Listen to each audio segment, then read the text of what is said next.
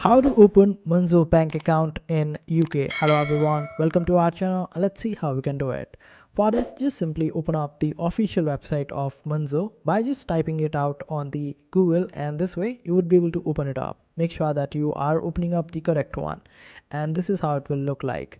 Now it is only for UK residents, so make sure that you are a resident of UK, and after that you can also download it for Play Store or App Store and open up your account.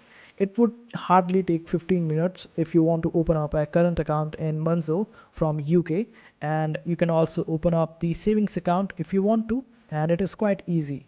So if you want to open up the account, just simply click on the option of open a Monzo account, and after that wait for it to load, and this is how you would be able to start the application.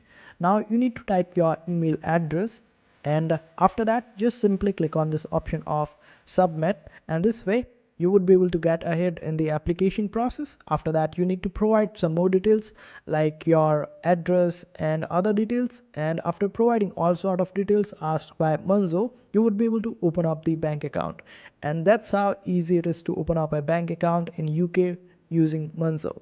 I hope this video was helpful. Make sure to hit that like button and also subscribe to our channel for more helpful videos.